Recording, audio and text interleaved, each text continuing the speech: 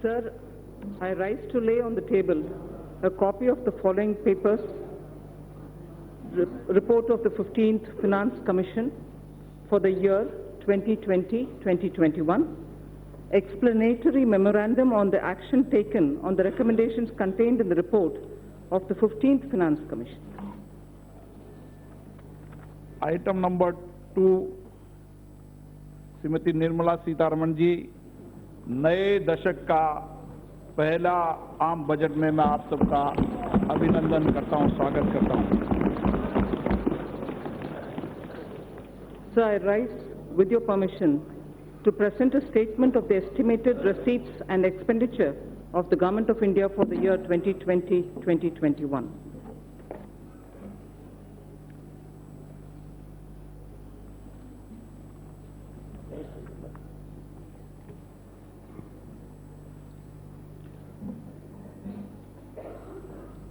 दो हजार 2021 के लिए भारत सरकार के अनुवादित पाती है और वे विवरण प्रस्तुत करेंगी निर्मला सीतारमण जी।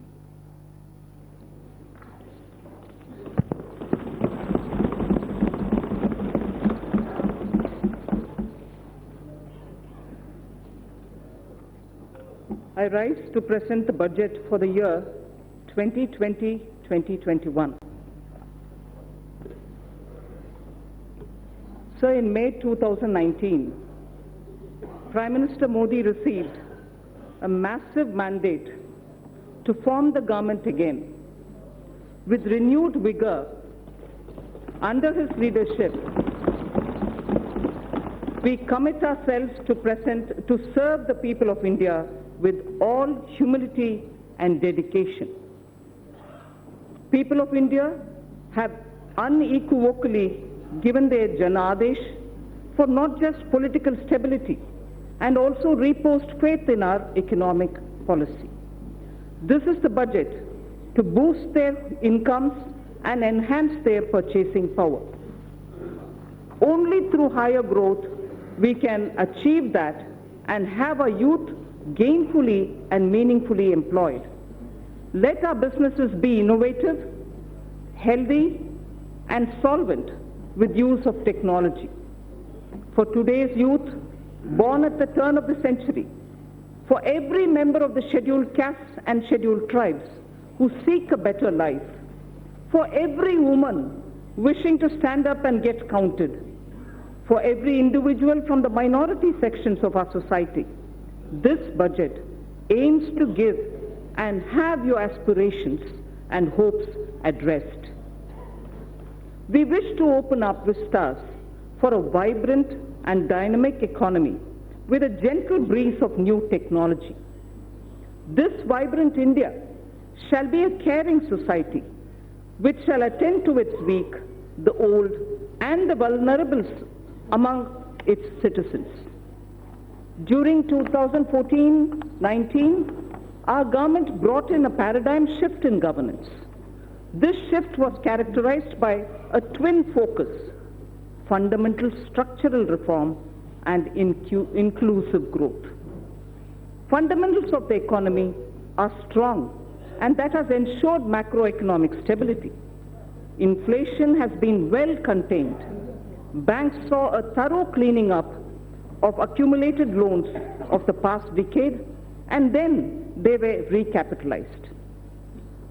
Companies were provided an exit through the IBC. Several steps on the formalization of the economy were taken up. Of the structural reforms, the goods and services tax, the GST, has been the most historic in our country.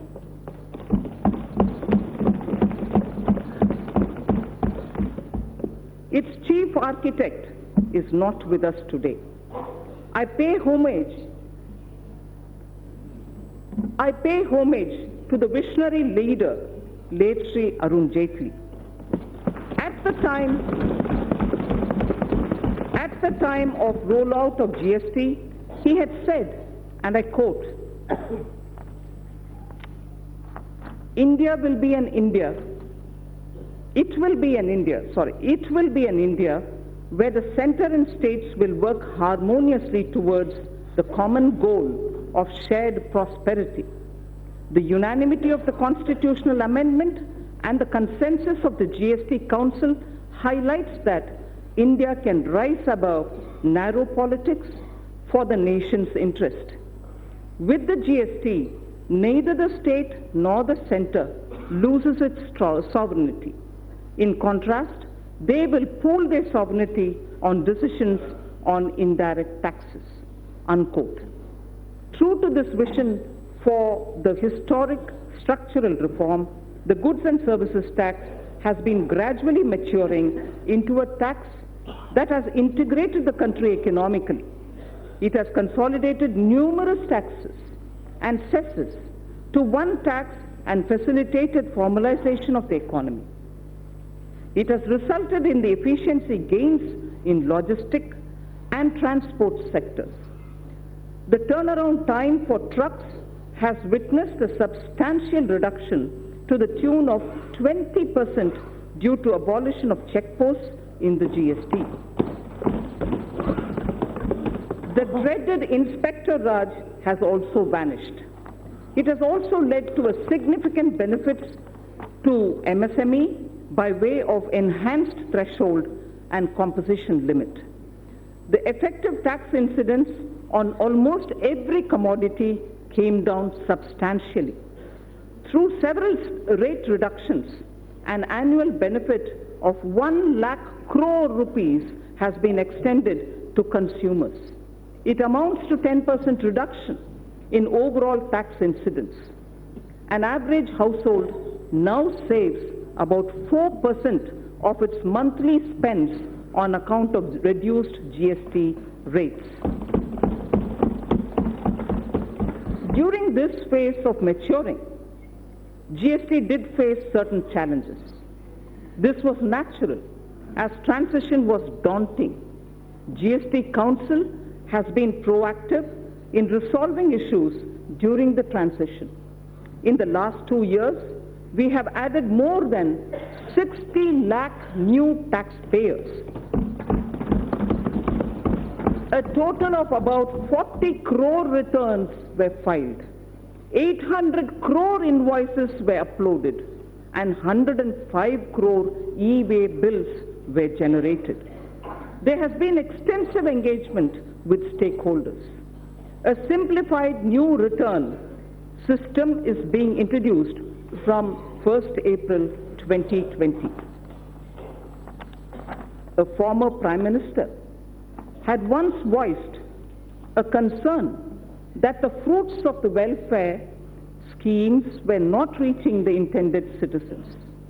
The common and deserving citizen was only receiving 15 paise of every rupee sent to him. Guided by Sabka Saath, Sabka Vikas, Sabka Vishwas, our government and our Prime Minister added manifold speed and scaled up the implementation of schemes and programs that directly benefited the poor and the disadvantaged. I wish to list out only a few as examples. 1. Welfare schemes with direct benefit transfer embedded in them. 2. Sanitation and water as provision of basic needs and as a measure of preventive health care. 3. Healthcare through Ayushman Bharat. Clean energy through Ujjwala and solar power. 4th. 5th. Financial inclusion, credit support, insurance protection to vulnerable sections and pension scheme. 6th, digital penetration with broadband and UPI. And finally, affordable housing for all through PMAY, the Prime Minister Awas Yojana. The milestones achieved are unprecedented, globally recognized and benchmarked against international indices. This strategy changed the established order of a few individuals, cornering most of the benefits, and was appreciated by the people. This had immensely positive outcomes. We have moved on from a growth rate of just over 4% in 1950s to 6% in 80s and in the 90s. However, during 2014 and 19, we clocked a growth of 7.4% on average, with inflation averaging around 4.5% itself. It is worthwhile to note that inflation was close to 9% in the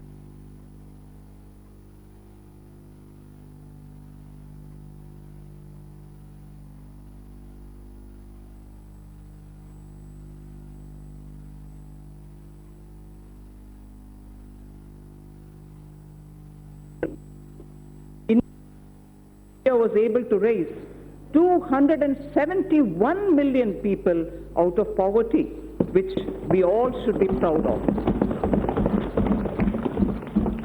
We are now the fifth largest economy of the world.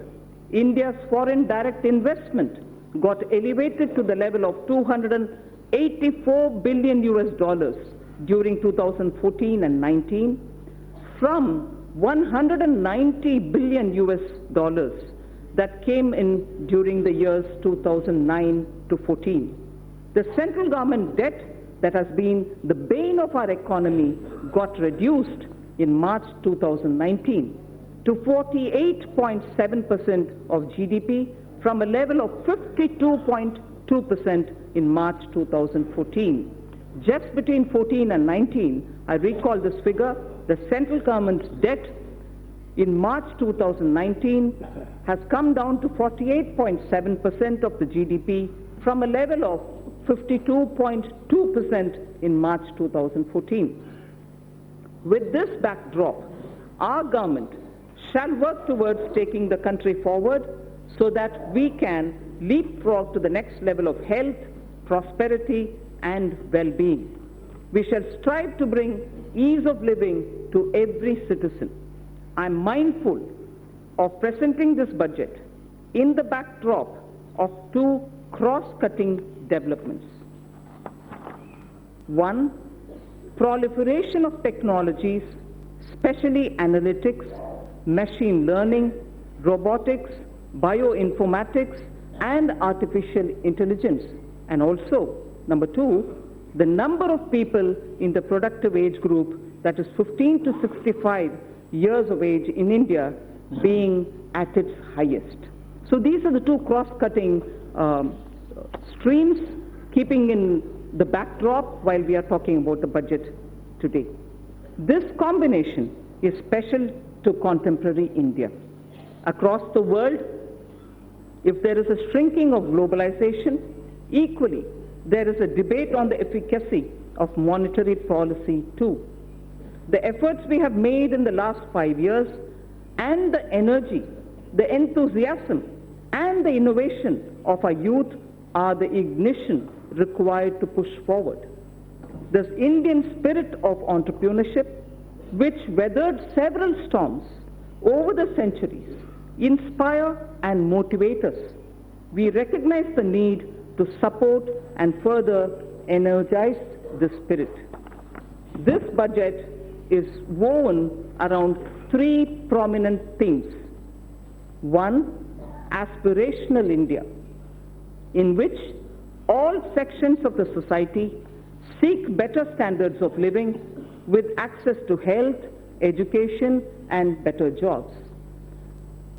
Two, economic development for all, indicated in the Prime Minister's exhortation of Sabka Saath, Sabka Vikas, Sabka Vishwas.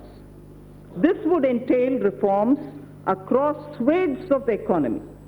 Simultaneously, it would mean yielding more space for the private sector.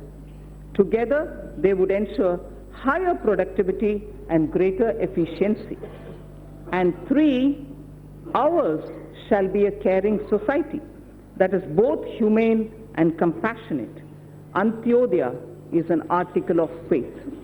So, I repeat, this budget is woven around three prominent themes: aspirational India, economic development, and a caring society. The digital revolution, which has placed India in a unique leadership position globally, will see the next wave. We shall aim to achieve seamless delivery of services through digital governance,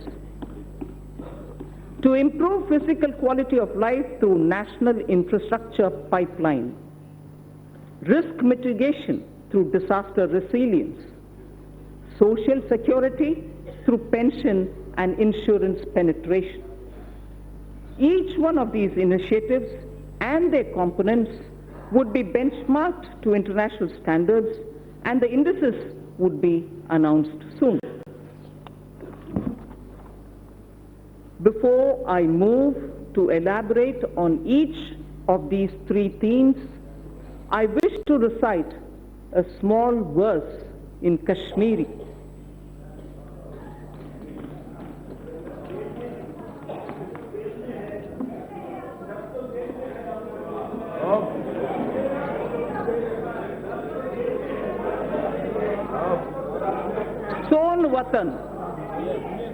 सोन वतन गुलजार शालीमार हूँ, सोन वतन गुलजार शालीमार हूँ, दल मंज फोलवून पंपोश हूँ, नवजवान अन हुंद वूशन खुमार हूँ, म्योन वतन च्योन वतन सोन वतन Nundboni Vatan.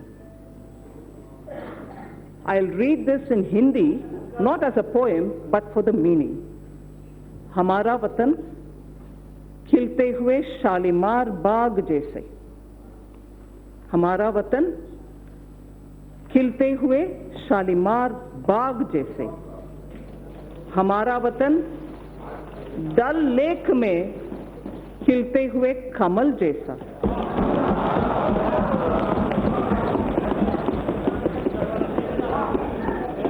नवजवानों के गरम खून जैसा. नवजवानों के गरम खून जैसा. मेरा वतन तेरा वतन हमारा वतन दुनिया का सबसे प्यारा वतन.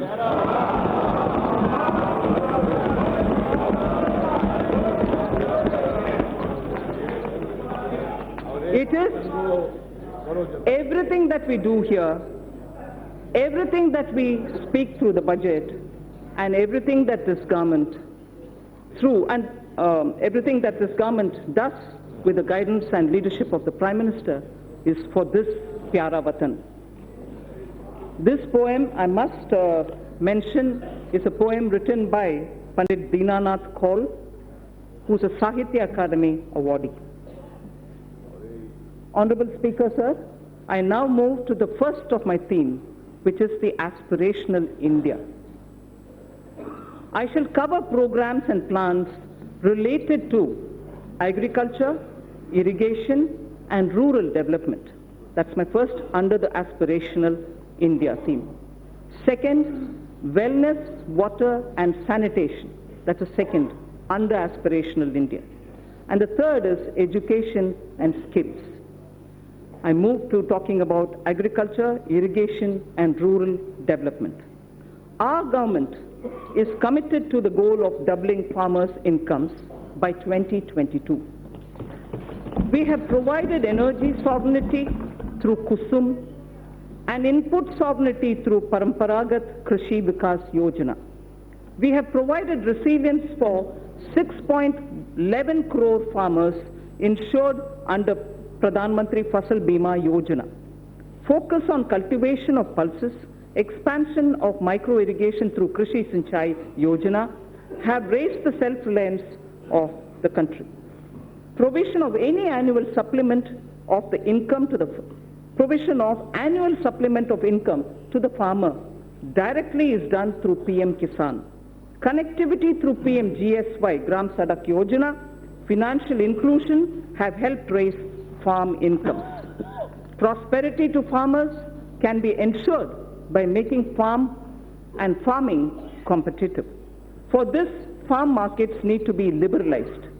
Distortions in farm and livestock markets need to be removed.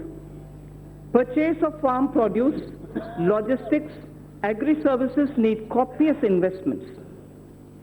Substantial support and hand-holding of farm-based activities such as livestock, apiary, and fisheries need to be provided for. Farmers desire integrated solutions covering storage, financing, and processing and marketing. Adopting sustainable cropping patterns and bringing in more technology are integral to our plan. All this and more can be achieved through working with and in cooperation with the states. The following 16 action points indicate our focus. We propose to encourage those state governments who undertake implementation of following model laws already issued by the central government. My first of the action points, 16 action points, but the first one is to encourage those state governments who undertake implementation of following model laws which are already passed and issued by the central government. First, Model Agricultural Land Leasing Act of 2016. Model Agricultural Produce and Livestock Marketing Act of 2017. Model Agricultural Produce and Livestock Contract Farming and Services Promotion and Facilitation Act of 2018. So 3 model agriculture related laws we would like state governments to consider favorably. Second of the 16 action points, water stress related issues are now a serious concern across the country. Our government is proposing comprehensive measures for 100 water stressed districts. Our government is proposing comprehensive measures for 100 water stressed districts. Third of the 16, in the budget speech of July 2019, I had stated that Annadata can be Urja Data also. The PM Kusum scheme removed farmers' dependence on diesel and kerosene and linked pump sets to solar energy.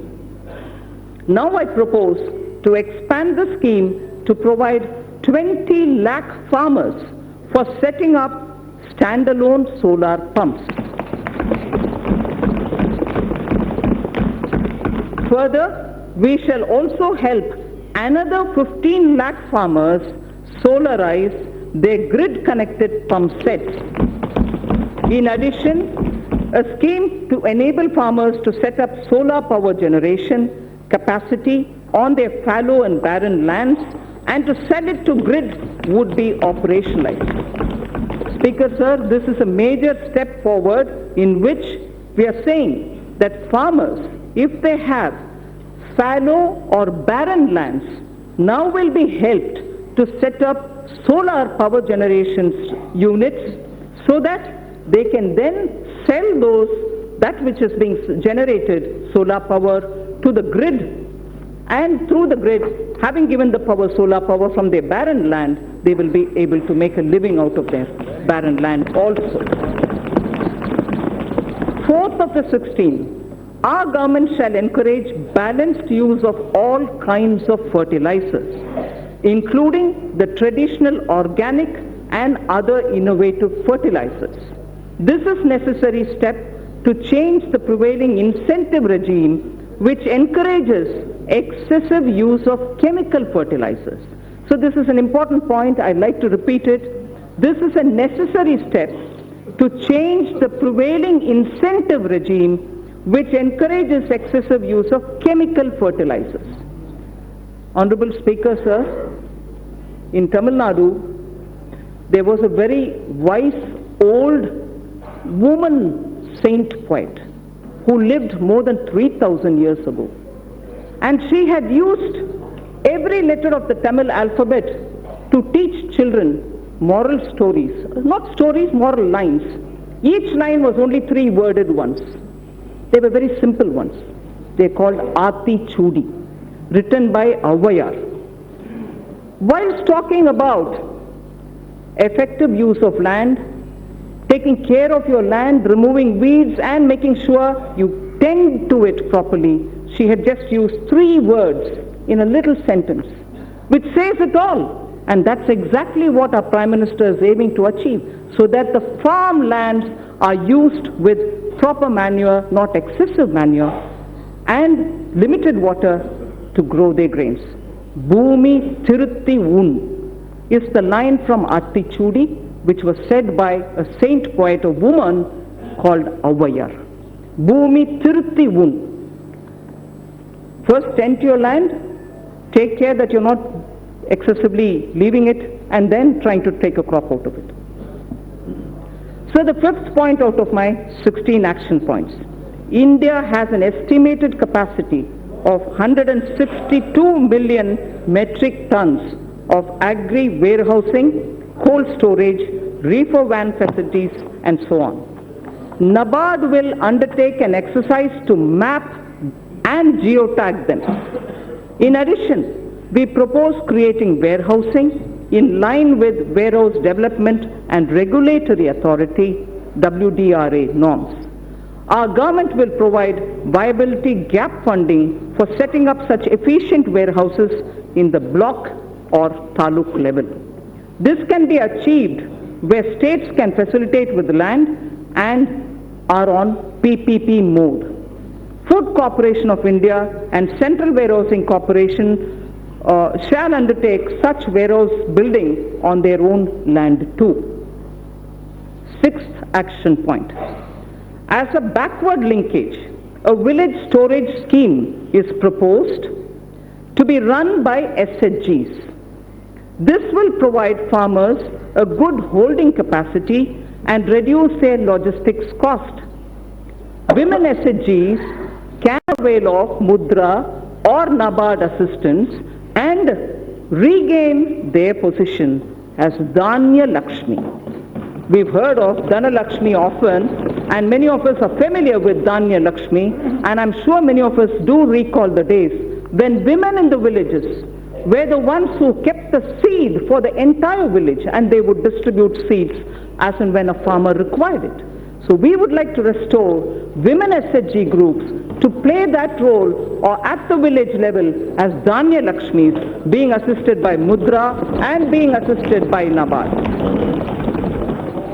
To build a seamless national cold supply chain for perishables inclusive of milk, meat and fish, the Indian Railways will set up a Kisan Rail through PPP arrangements. There shall be a refrigerated coaches in express and freight trains as well, so that perishable goods can be quickly, easily within the country transported, and the benefit will accrue to the farmers. Krishi Udan will be launched by the Ministry of Civil Aviation, not just trains. Krishi Udan will be launched by the Ministry of Civil Aviation on international and national routes. This will immensely help improve value realization, especially in Northeast and in the tribal districts. Horticulture sector. So this is very important. Point number 9 of the 16th. Horticulture sector with its current produce. It's a very important point, sir. Horticulture sector with its current produce of 311 million metric ton exceeds the production of food grains. Horticulture exceeds the production of food grains. For better marketing and export, we propose supporting states which, adopting a cluster basis, will focus on one product, one district, so that a high focus is given at the district level for products in horticulture to really gain that momentum. 10th of the 16 action points. Integrated farming systems in rain-fed areas shall be expanded. Multi-tier cropping, beekeeping, solar pumps, solar energy production in non-cropping season will be added. Sir, I had mentioned in my July budget, zero budget natural farming. That shall also be included in our activities. The portal on Jaivik Kheti, online national organic products market, will also be strengthened. So the next point, the 11th, financing on negotiable warehousing receipts, ENWR, has already crossed more than 6,000 crores. Financing on negotiable warehousing receipts. This will be integrated with National Agriculture Market, the electronics one. The next point is the 12th of the 16th, non-banking finance companies and cooperatives are active in the agriculture credit space. The NABARD refinance scheme will be further expanded. Agricultural credit target for the year 2021 has been set at 15 lakh crores, 15 lakh crores, agricultural credit availability. All eligible beneficiaries of PM Kisan will be covered under the KCC, Kisan Credit Card Scheme. 13th of the 16th, our government intends to eliminate foot and mouth disease, brucellosis in cattle, and also what is called the PPR in sheep, which is a French expression. Sorry for those who know French, I'll try to pronounce. Peste des petits ruminants. PPR in sheep and goat by 2025. So foot and mouth disease, brucellosis in cattle, and also PPR in sheep and goat by 2025 will be eliminated. Coverage of artificial insemination shall be increased from the present 30% to 70%. Manrega would be dovetailed to develop fodder farms. Further, we shall facilitate doubling of milk processing capacity from 53.5 million metric tons to 108 million metric tons by 2025. From 53.5 million metric tons of milk to 108 million metric tons by 2025. 14th point, blue economy. Our government proposes to put in place a framework for development, management and conservation of marine fishery resources. 15th, youth in coastal areas benefit through fish processing and market. By 2022-23, I propose raising fish production to 200 lakh tons. Propose raising fish production to 200 lakh tons. Growing of algae, seaweed and cage culture will also be promoted.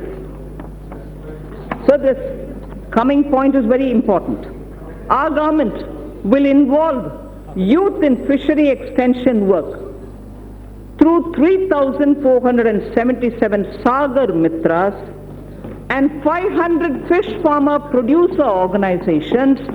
We hope the rural youth, particularly those who are in the coastal areas and inland fishing areas, will work as Sagar Mitras and also form 500 fish farmer producer organizations. You know that we already have a farmer producer organization, which is FPO. Now we are expanding it to cover fish farmer producer organizations. 16th and the last action point, sir, under Deen Dayal Antyodaya Yojana for alleviation of poverty, 58 lakh SHGs have been mobilized. We shall further expand on SHGs in this regard too. Now, for the fund allocation, for the 16 different steps that I have announced, they are being stated under two broad categories. They are being stated under two broad categories. For the sector comprising of agriculture, allied activities, irrigation and rural development, an allocation of 2.83 lakh crores has been made for 2020-21, and it is divided, among other things, for agriculture, irrigation and allied activities, 1.6 lakh crores. For rural development and Panchayati Raj, 1.23 lakh crores.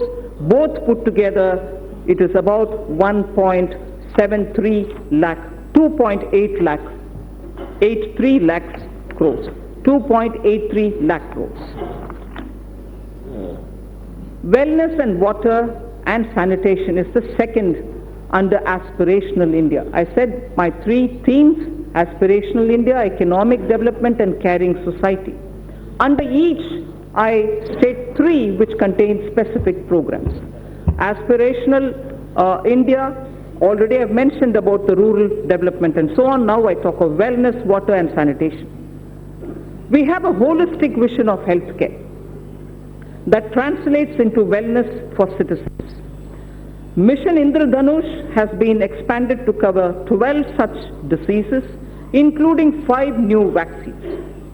Fit India movement is a vital part of fight against non-communicable diseases coming out of lifestyle issues. A very focused safe water Jal Jeevan mission and comprehensive sanitation program Swachh Bharat mission have been launched to support the health vision that would reduce the disease burden on the poor. Presently, under PM Jan Arogya Yojana, there are more than 20,000 empaneled hospitals who help in Ayushman Bharat. We need more such hospitals to be empaneled in Tier 2 and Tier 3 cities for poor people in these areas to benefit from them. It is therefore proposed to set up a viability gap funding window for setting up hospitals in PPP mode.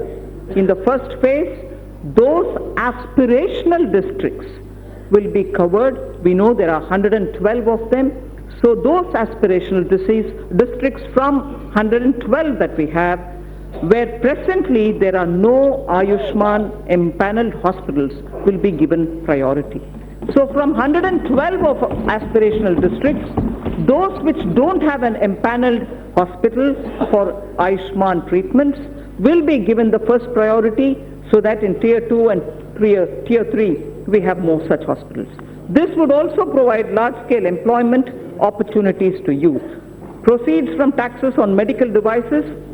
This is very interesting. It has a bearing on what I will be saying during taxation, the Part B. Proceeds from taxes on medical devices would be used to support this vital health infrastructure which will get built in the aspirational districts. Using machine learning and artificial intelligence in the Ayushman Bharat scheme, health authorities and the medical fraternity can target diseases with an appropriately designed preventive regime. TB harega, desh jeetega. TB harega, desh jeetega. This campaign has been launched. I propose to strengthen this campaign to realize our commitment to end tuberculosis by 2025. I propose to expand also Jan Aushadhi Kendra scheme to all districts, offering 2,000 medicines and 300 surgicals by 2024. I have provided for the health sector about 69,000 crores, that is inclusive of 6,400 crores for Prime Minister Jan Arogya Yojana. So now the important point on sanitation. Our government is committed to ODF plus. We know ODF is already there, launched, successfully sort of covered, saturation reached. But our government is committed to ODF plus in order to sustain ODF behavior, because it has a lot of impact. If behavioral patterns don't remain consistent, it can have a negative bearing. So our government is committed to ODF plus in order to sustain ODF behavior and to ensure that no one is left behind. Now more needs to be done towards liquid and grey water management. Focus would also be on solid waste collection, source segregation and processing. The total allocation for Swachh Bharat mission is about 12,300 crores for this year, 2020-21. Aiming to provide piped water supply to all households, Prime Minister announced from the Red Fort the Jal Jeevan Mission. Our government has approved 3.6 lakh crore for this mission. 3.60 lakh crore for this mission is being approved. This scheme also places emphasis on augmenting local water resources, recharging existing sources, and will promote water harvesting and desalination. Cities over 1 million population will be encouraged to meet this objective during the current year itself. During the year 2021, this scheme would be provided a budget exclusively of 11,500 crores. So I now move to the third under Aspirational India, education and skills. The third and the final item under Aspirational India is education and skills. By 2030, India is said to have the largest working age population in the world. Not only do they need literacy, but they need both job and life skills. Dialogues have been held with state education ministries, members of parliament, and other stakeholders about education policy. Over 2 lakh suggestions were also received. The new education policy will be announced soon.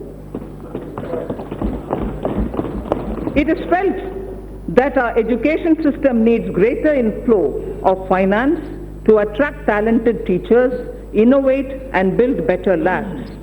Therefore, steps would be taken to enable sourcing external commercial borrowings and FDI so as to deliver higher quality education.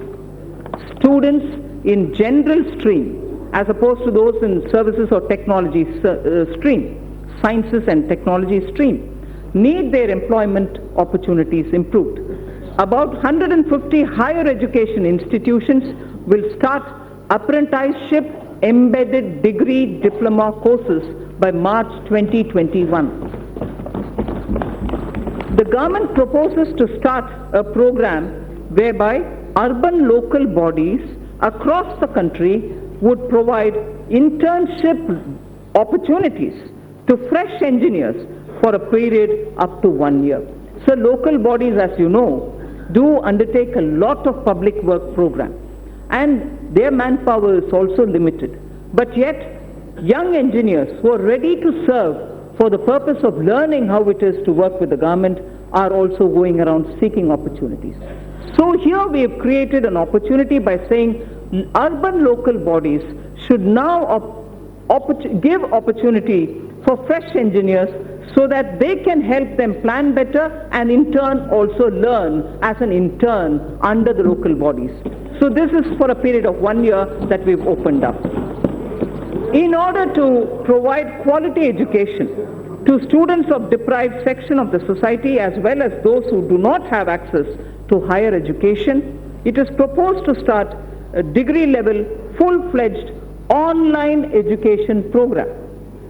This shall be offered only by institutions who are ranked within top 100 in the National Institutional Ranking Framework. Initially, only a few such institutions would be asked to offer such programs. Sir, India should also be a preferred destination for higher education. Hence, under its Study in India program, an IND SAT exam is proposed to be held in Asian and African countries. It shall be used for benchmarking foreign candidates who receive scholarships for studying in Indian higher education centers.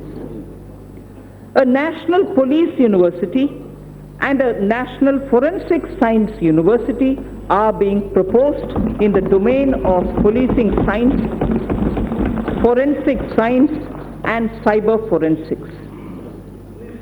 There is a shortage of medical doctors. There is a shortage of qualified medical doctors, both general practitioners as well as specialists.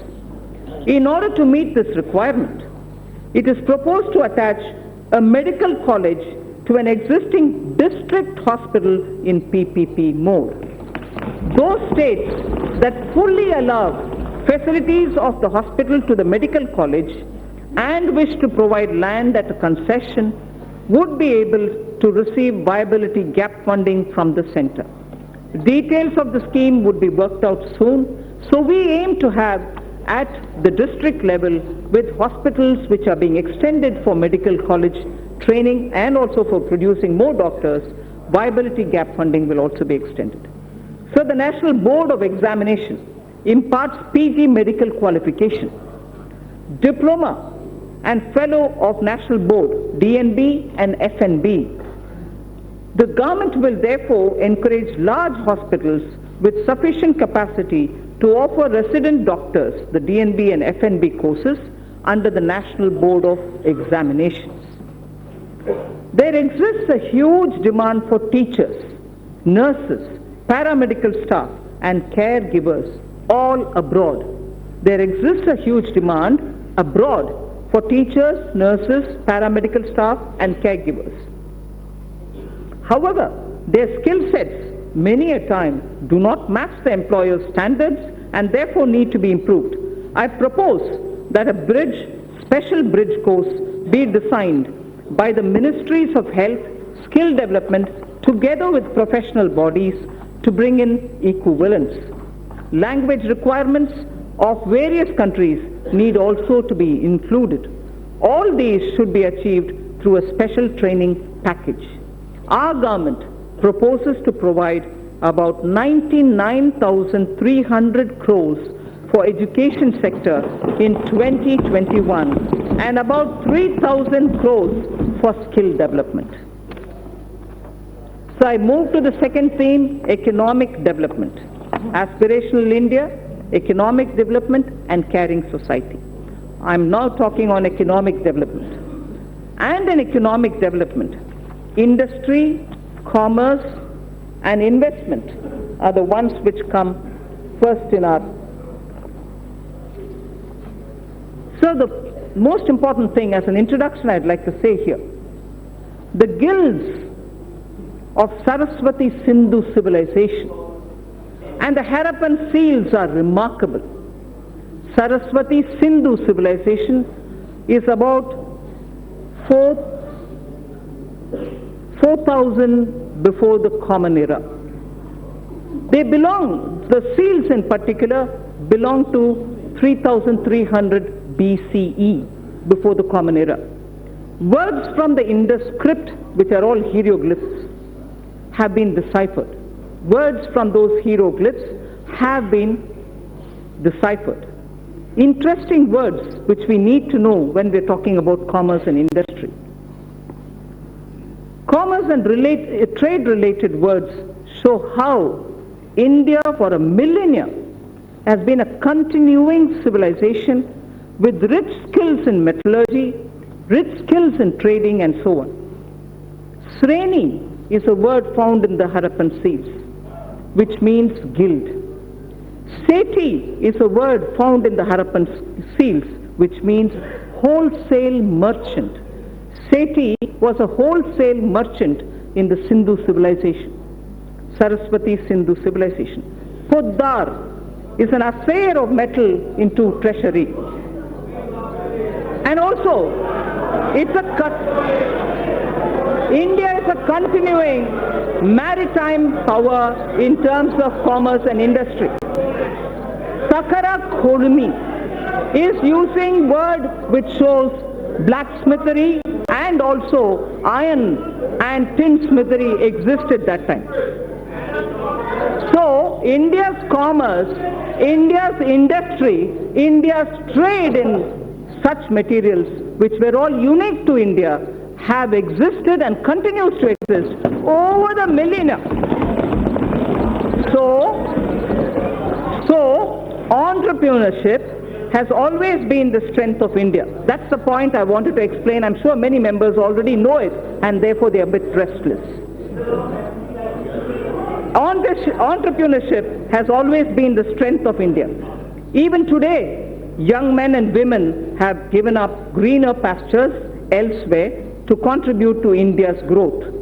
They are risk-taking and come up with disruptive solutions to festering challenges.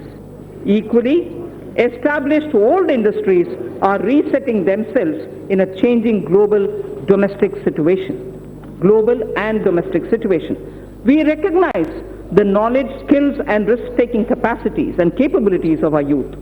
He is no longer a job seeker. He is a creator of jobs. Now we wish to create more opportunities and remove roadblocks from this path. I propose to set up an investment clearance cell that will provide end-to-end facilitation and support, including pre-investment advisory, information related to land banks, and facilitate clearances at the center and also in the state level.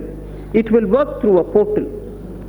There is a case for maximizing the benefits of three separately developing economic activities: the upcoming economic corridors, revitalization of manufacturing activities, and technology and the demands for aspirational classes. We have to benefit from their convergence. Hence, it is proposed to develop 5 new such smart cities in collaboration with states and in PPP mode. Such sites would be chosen that offer the best choices in terms of the aforementioned principles. India needs to manufacture networked products that will make it a part of global value chains. This in turn gets more investment and generates more employment for our youth. Electronics manufacturing industry is very competitive and India has shown its cost advantages.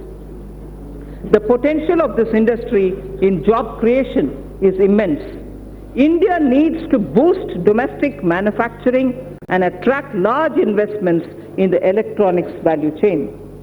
Here I propose a scheme focused on encouraging manufacture of mobile phones, electronic equipment, and semiconductor packaging. The details will be announced sooner. With suitable modifications, this scheme can be adapted for manufacturing of medical devices too. India, sir, imports significant quantity of technical textiles worth $16 billion every year. To reverse this trend and to position India as a global leader in technical textiles, a national technical textiles mission is proposed with a 4-year implementation period from 2020-21 to 23-24 at an estimated outlay of 1,480 crores. Honorable Speaker, sir,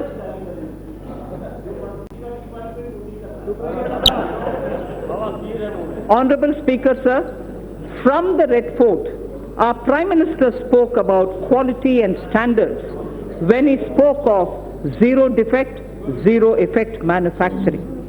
In September last year, I had called for a time-bound adoption by industry of all necessary mandatory technical standards and their effective enforcement.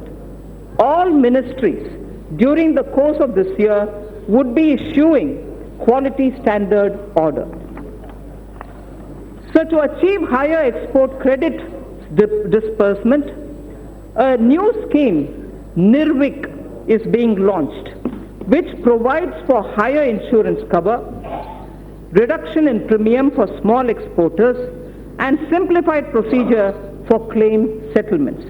It is proposed to digitally refund to exporters. That was NIRVIC. I'm coming to a different point now.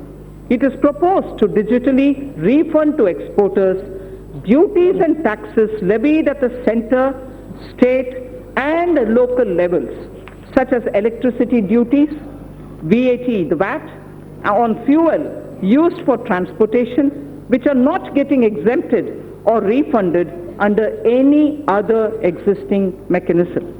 This scheme for reversion of duties and taxes on exported products will be launched from this year itself.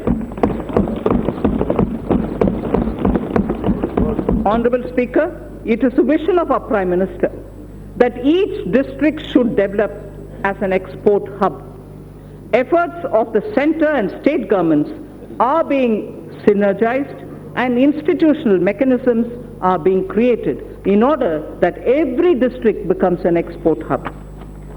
Government e-marketplace, GEM, is moving ahead for creating a unified procurement system in the country for providing a single platform for procurement of goods, services and works. It offers a great opportunity for medium and small and micro enterprises.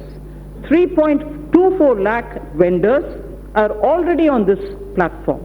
It is proposed to take its turnover to 3 lakh crores. I propose to provide about 27,300 crores for development and promotion of industry and commerce for the year 2020-2021. So under economic development, the second point that I want to focus on is a very important point, and it is on infrastructure. Honorable Speaker, in his Independence Day speech of 2019, the Prime Minister has highlighted that 100 lakh crores would be invested on infrastructure for the next 5 years. As a follow-up measure, I had launched the National Infrastructure Pipeline on 31st December 2019 of 103 lakh crore worth projects. It consists of more than 6,500 projects across sectors and are classified as per their size and stage of development. These new projects will include housing, safe drinking water, access to clean and affordable energy, health care for all, world-class educational institutions, modern railway stations, airports, bus terminals, metro, railway transportation, logistics and warehousing, irrigation projects, etc. The National Infrastructure Pipeline envisions improving the ease of living for each and every individual citizen in the country. It will also bring in generic and sectoral reforms in development, operation and maintenance of these infrastructure projects. A huge employment opportunity exists for India's youth in construction, operation and maintenance of infrastructure. National Skill Development Agency will give special thrust to infrastructure-focused skills and their development opportunities. I propose to set up a project preparation facility for infrastructure projects. This program would actively involve young engineers, management graduates, and economists from our universities. It is also proposed to direct all infrastructure agencies of the government to involve youth power in startups. They will help in rolling out value-added services in quality public infrastructure for citizens. A national logistics policy will soon be released. Among other things, it will clarify the role of union government, state government, and also the key regulators. It will create a single window e-logistics market and focus on generation of employment, skills, and making MSMEs competitive. So also, accelerated development of highways will be undertaken. This will include development of 2,500 kilometer access control highways, 9,000 kilometers of economic corridors, 2,000 kilometers of coastal and land port roads, and 2,000 kilometers of strategic highways. The Delhi-Mumbai Expressway and 2 other packages would be completed by 2023. Chennai-Bengaluru Expressway would also be started. So the fast-track mechanism encourages us towards greater commercialization of our highways so that NHAI can raise more resources. I propose to monetize at least 12 lots of highway bundles of over 6,000 kilometers before 2024. In carrying out its duty, the Indian Railways perform